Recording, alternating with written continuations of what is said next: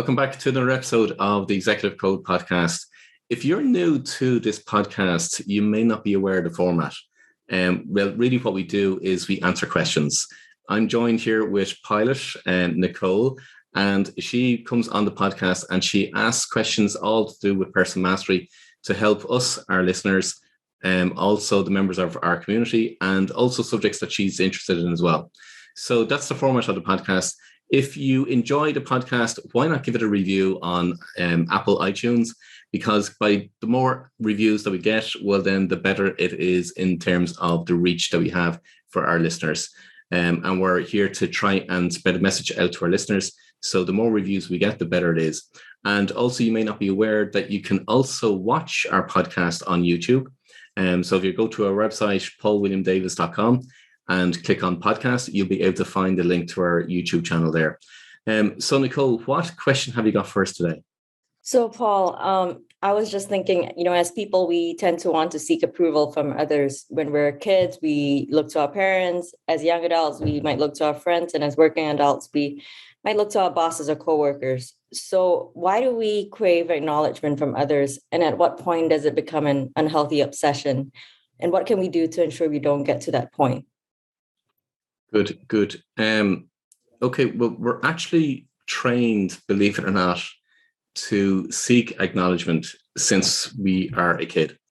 So from the very, very moment that we're actually born, right through our early childhood, we're actually taught to seek acknowledgement. So think of it from this perspective. When you were a baby, although you probably don't remember being a baby that long, but if you remember being as a young child, you'll probably remember that if you did something and you got a smile or a hug from your parents, well, then you knew what kind of that meant. Or if you got a slap from your parents, probably, I don't think there's too many people or too many parents that actually slap their children now at this stage. But when I was growing up, slapping children was actually quite regular. So when you're a child, you actually grow up seeking acknowledgement from that perspective. So if there's something that you want, you'll either scream on the floor or you will smile or look for a hug from your parent and so on. So it's that behavior is actually reinforced by everybody around us. So whether it be our parents, whether it be grandparents, whether it be even our siblings that are a little bit older than ourselves. And then when we start to go to school, it's our teachers that we actually get that influence from. So it's something that's actually ingrained within us. But as your question actually alludes to, so at what point does it become unhealthy? And the thing about it is when we become adults and we're living our life, when it comes to the point whereby we're doing things to actually please other people, well, then that's now when it can start to become unhealthy, to the point of where we actually are sacrificing ourselves or sacrificing what we want to do in life or sacrificing our own self-care because we're actually trying to please other people. That's when it starts to, the pendulum in my mind, the genius pendulum starts to move to the other side. And therefore now it becomes an unhealthy scenario. So think from this perspective, and we covered this on one of our previous episodes in terms of the difference between self-esteem and self-worth. And a lot of people will invest in self-esteem. And so here's how I make the distinction. When you are doing things, and sometimes we do it unconsciously without even thinking about it, we'll do things, but unconsciously we're actually trying to please other people. So we follow a particular career path because we feel that it's going to please our parents in some way. Or we will wear particular clothes or drive a particular car or live in a particular house. We'll go on particular holidays because, again, we perceive it's either going to impress somebody or it's going to make other people feel or think differently about ourselves or in a better way. And that's where we're starting to do things to try and please other people, and we're not actually pleasing ourselves. Self-worth, on the other hand, is where we're actually doing things for ourselves and we know the value that we bring to other people. So what we want to try and do to let's move the pendulum back from whereby it becomes unhealthy, what you want to do is you want to start focus on your self-worth. And therefore now you require, or you tend to look less for the acknowledgement for other people, the more your self-worth increases. Now, it's not that you become arrogant or your personality shifts from the point of view of being a narcissist. It's not about that whatsoever. It's actually about you have a surety about yourself and what the value is that you bring to the world. And therefore, with that surety, it's for one better word, as I said, again on a previous podcast, there's three pillars to confidence. There's self-care, there's self-belief, and self-worth. So with self-worth being high, obviously your confidence is going to increase. But the more you know about yourself and the more you know the value that you bring, well, then you have that sense of surety about yourself. And therefore, it's not that you don't care what other people think, but it becomes less of an influence of what it is that you're doing. Now, I suppose what people are going to then start to look at, okay, so what is it that you can do to build self-worth? Because now you can start to swing the pendulum back from the perspective of not being unhealthy in a situation. And what you want to look at is, okay, so what is the value that you actually bring to other people? So it's not, again, as I said, not about self-esteem. It's not about the clothes that you wear, the possessions that you have. It's more about understanding what's the difference that you're making in other people's lives, or what is it that you're bringing to other people, meaning you yourself, as opposed to the possessions or where you live or the clothes that you wear and so on. It's more about what you as an individual, you as a person brings to other people. The next thing that you want to look at is, now we do this throughout our whole life until such times we actually realize, no, it's not healthy for us to do it. And that is where we actually judge ourselves, but we also judge other people. And what I mean by that is we start to judge ourselves, meaning we make ourselves smaller in comparison to other people. I'm not talking about stature. I'm talking about that we'll minimize our personality, or we minimize our belief, our worth about ourselves compared to somebody else. We'll put other people up on pedestals. Meanwhile, we're putting ourselves in the pit. So that's where we're judging ourselves, or we can also judge other people. Now, what people with low self-worth will do is they will actually judge other people and put more and more people in the pit in order to indirectly increase their own self-worth.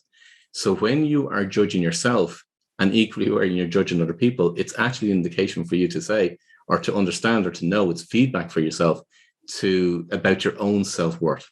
So when we start to not judge ourselves and not judge other people, and actually see the value that we bring and the value that we have within ourselves, well, then now we're moving that pendulum back into more equilibrium. The other things that will bring down self-worth is where we carry around shame and guilt. And I've yet to come across an individual that does not carry some form of shame or guilt, because, again, as a child, we will have done things and had an influence from our parents or our guardians or teachers or whatever that has, I suppose, ingrained within us an element of shame and guilt. So therefore, from a very, very young age, we're actually beginning to understand shame and guilt. So throughout our whole life, then we will actually carry different elements of shame and guilt. And the more shame and guilt that we carry around with us, well, then the more our self-worth will actually decrease. So when you look at those aspects, now you can start to identify, okay, so what are some of the things or some of the elements that you can actually do to increase your self-worth? If you also look at from the perspective of what are the activities that you do that bring you joy? Now, if look at it from this perspective, think of it from what are the things that you do that increases your energy? And that's also taking account of, okay, what are the people that are around you that decrease your energy, or what I call energy vampires? So think of it from two aspects. One is the environment that you're in, the people that you're around, but also the activities that you do yourself as well. And sometimes we can get caught up with the work that we're doing, and we invariably be on this hamster wheel continuously until such times we actually make a choice and a decision to get off the hamster wheel. What we have to do is start to look at what are the activities that will actually bring us joy, and think from, we'll enjoy them, but also they'll actually increase our energy. But one of the primary things that will actually increase our self-worth is when we're doing activities that are in line with our genius drivers and we're working on our purpose. By working in line with our genius drivers and on our purpose, that massively increases our self-worth. So that's one of the primary things when I'm working with clients. That's one of the primary things I will work on, first of all, in order to increase their self-worth, because by increasing their self-worth, their confidence is increasing. And then it has a knock-on effect in relation to what they want to bring into their life, what they want to manifest, and what they want to build and scale their businesses. So that's my approach when I'm working with clients. So what are some indicators we can use or questions we can ask ourselves to recognize that it's become unhealthy and then start to take action to correct that? The first question you want to ask yourself is, in everything that you're doing, is what I'm doing for somebody else, or am I actually doing it for myself? So you could think of it from the perspective, okay, so are you doing work for other people? Yes, you've got to do work for clients, or for example, in your case, Nicole, you're currently trained to be a pilot, so you're flying a plane for somebody else. You're getting paid by somebody else, but you're also doing something that's completely and totally and utterly in line with your genius drivers. So therefore, you're actually getting something in return, much more so than the remuneration that you're getting. Okay, and that's the difference. Just as much as when I'm doing the work for in my business, I'm working with people and putting them on the right track and putting them on their life purpose and guiding them in relation to their life purpose. That's work that I absolutely thoroughly enjoy doing. So therefore now that's in line with my genius drivers, my purpose, and therefore I'm increasing my self-worth. So when you ask that question, the activity that you're doing, is it to please somebody else, or are you actually doing it for yourself? And what I mean by activity is even down to something that you might buy or something that you might do. Are you doing it to please other people, or are you actually pleasing for yourself? And when you start to ask that question yourself in relation to everything that you're doing, well, then now you'll be able to identify what are the things that you are doing in order to please others and not yourself. Does that make sense? Yes. So I think it goes back to, you had an episode, I think it was titled Giving from the Saucer. And that's what it reminded me of, where, you have to take care of yourself first before you can even, start to take care of others.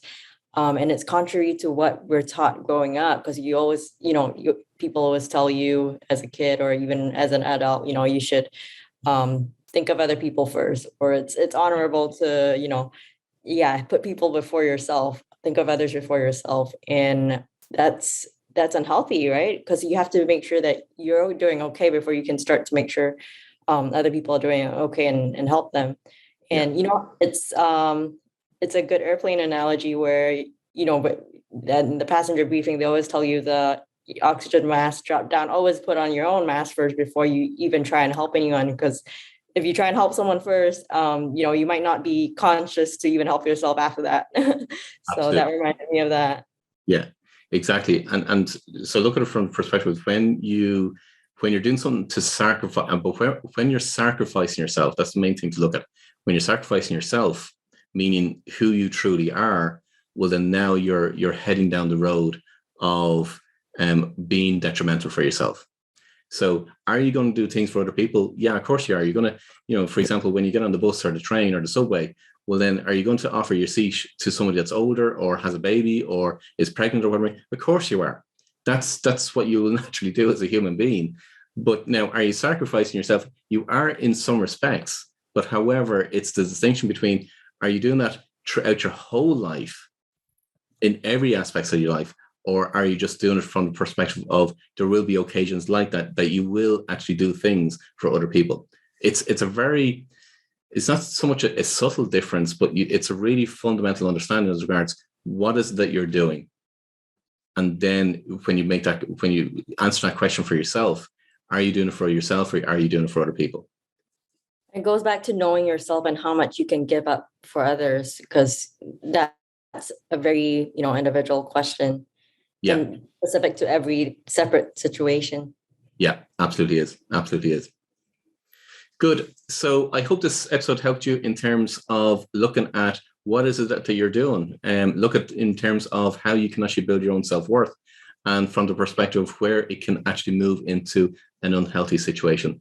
If you want to find out what your genius drivers are, if you want to find out what your life purpose is, or if you want to find out what you should be doing in your life, head over to paulwilliamdavis.com. There's a lot of resources there available. You can also join our community, and there's a link to our community there. And as I said at the top end of the episode, if you want to find us on YouTube, the links are also there to our YouTube channel as well. Again, the URL is paulwilliamdavis.com, and I look forward to connecting with you. But until next time, I wish you every success.